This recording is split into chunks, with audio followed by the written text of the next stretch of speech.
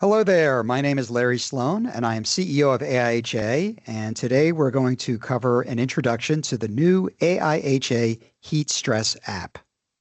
Now, for those of you that are familiar with the impact of heat stress, as you know, workers that are exposed to extreme heat, especially those that are working hard, may be at risk for heat stress.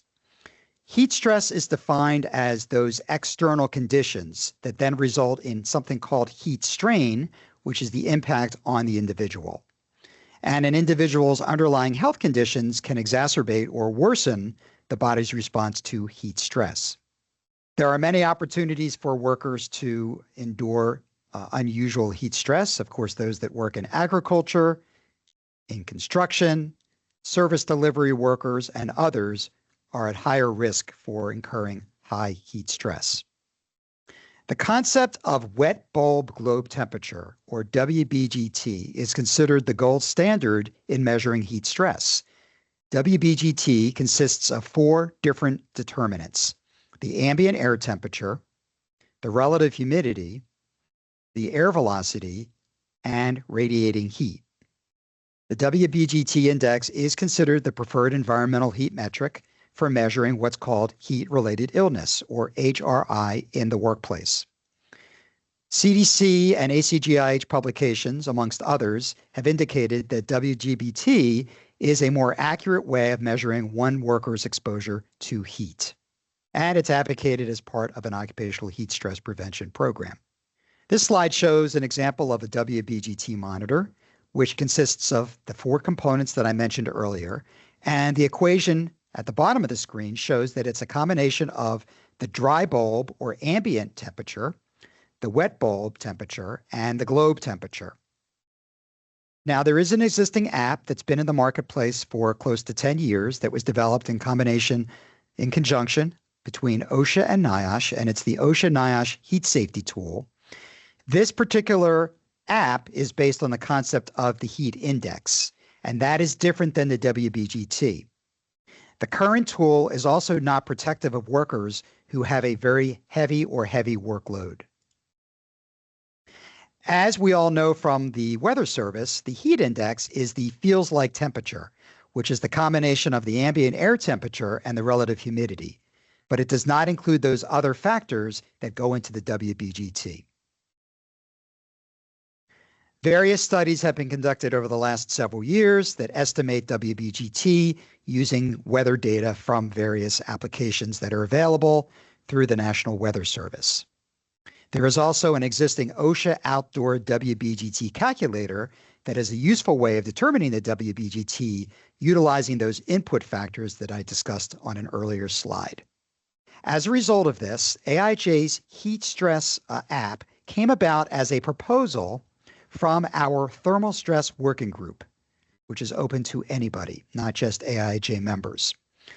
The Heat Stress app that we developed last year is a partnership between our friends at East Carolina University and an app developer called Dual Boot Partners.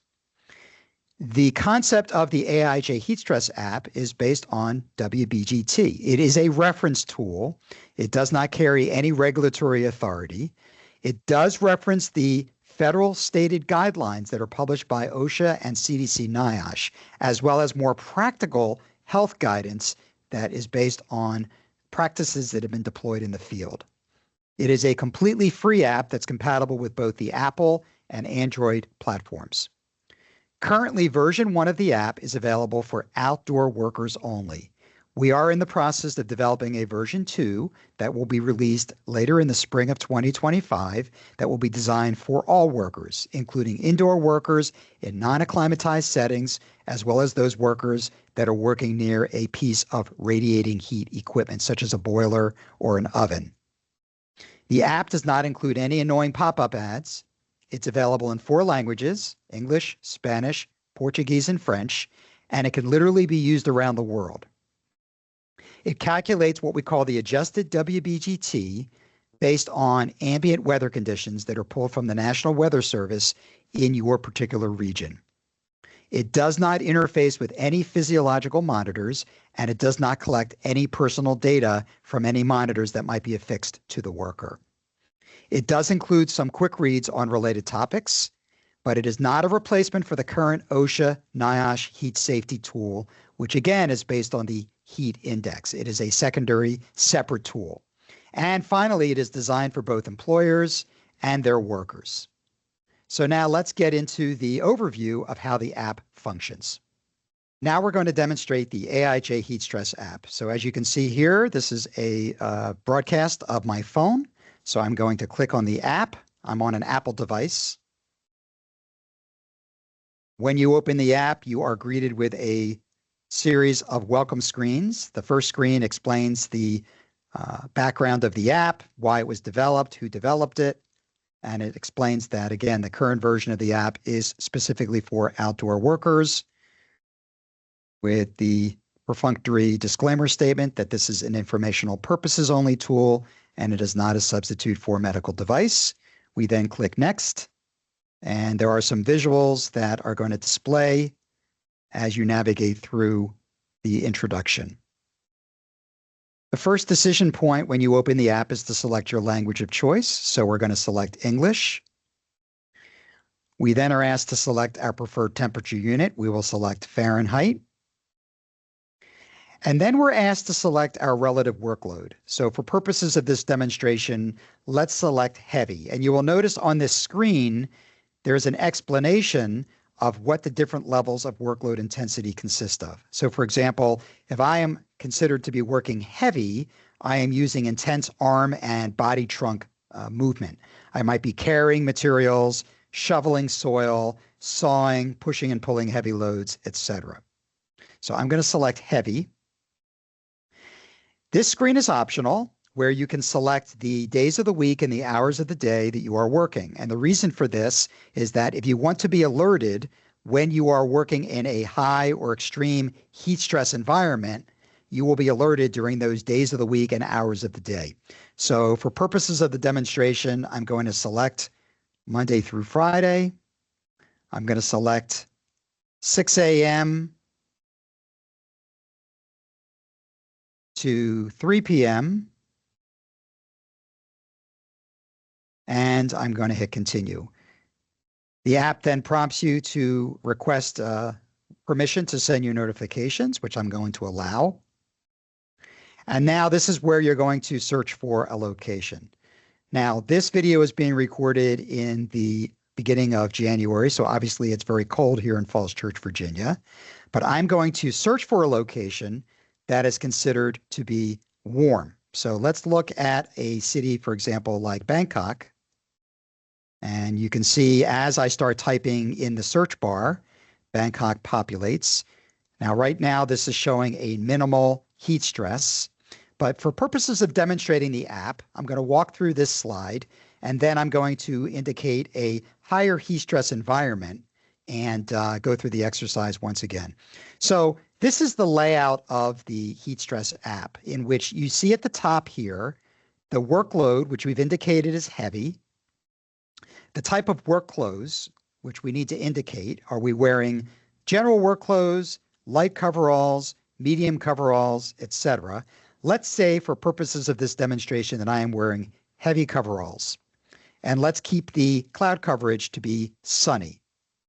Now let's go back to the screen, and you can see that with the ambient weather conditions and those parameters identified, we are still in a minimal heat stress environment. You'll see in the middle of the screen the WBGT index, which is calculated at 73 degrees. And then below that, you can see the heat index, the relative humidity, and the ambient air temperature. Notice that the WBGT value is actually lower than the calculated heat index. As we move down the screen, you can see the forecast for the rest of today. And you can also see a 5-day forecast. So this is very similar to the weather app on your phone. So you can choose between one or the other. And then at the bottom of the screen is the list of health recommendations. Because we're in a minimal heat stress level, there is no limit under the current circumstances for how much time you should be working. And there are no additional precautions that are required. So let's now go to another location and let's figure out where the heat stress is higher so you can see how the health recommendations are adjusted based on that heat stress level. I'm now going to select Rio de Janeiro, Brazil, and you can see here at the current point in time, it is considered an extreme heat stress level environment. Now, going back up to the top here, I can modify the workload. Let's say I'm working moderately in Rio de Janeiro.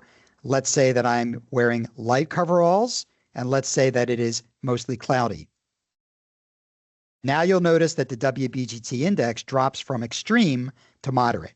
So at any point in time, I can customize by location the combination of the workload, the clothing worn, and the cloud coverage. On this screen, like on the other screen, you can see the heat index, the relative humidity, and the temperature. You can see the forecast for the rest of today, or we can flip over to the 5-day forecast. And then as we scroll down the screen, here you can see some more robust health recommendations. So the first statement on the screen is that one must follow all pertinent federal, state, and local regulations in order to best protect your workforce.